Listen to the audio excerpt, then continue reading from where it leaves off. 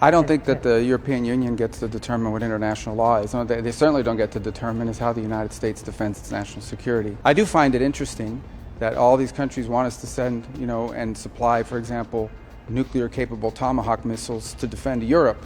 But when the United States positions aircraft carriers in our hemisphere where we live, somehow that's a problem.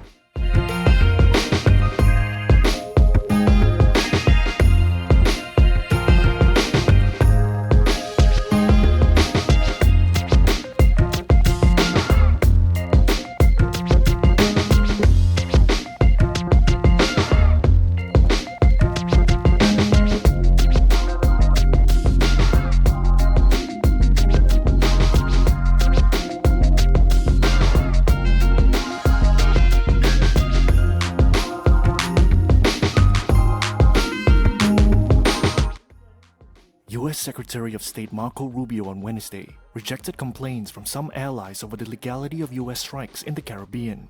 Rubio was at a G7 foreign ministers meeting in Canada, where talks focused on the wars in Ukraine and Gaza. But some of the countries present have raised concerns about U.S. attacks on vessels, which the Trump administration says are carrying drugs. France's foreign minister said Tuesday the strikes, quote, violate international law and are a worry for nearby French territories. The U.S. military has hit at least 19 suspected drug boats in the Caribbean and off Latin America's Pacific coast, killing at least 76 people.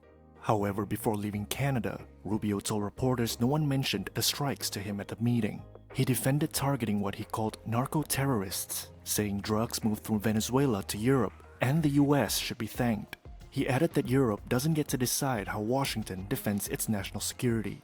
Rubio also dismissed a CNN report that Britain stopped sharing drug intel over the strikes. We have very strong partnerships with the UK and other countries. Again, nothing has changed or happened that has impeded in any way our ability to do what we're doing, nor are we asking anyone to help us with what we're doing in any realm, and that includes military.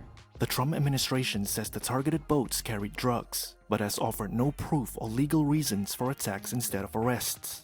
Washington claims the strikes comply with UN Charter Article 51 on self-defense. The G7 statement backed fighting drug trafficking at sea, but did not mention the US campaign. UN experts said last month that even if drugs were aboard, killing without legal basis breaks sea laws and counts as unlawful execution.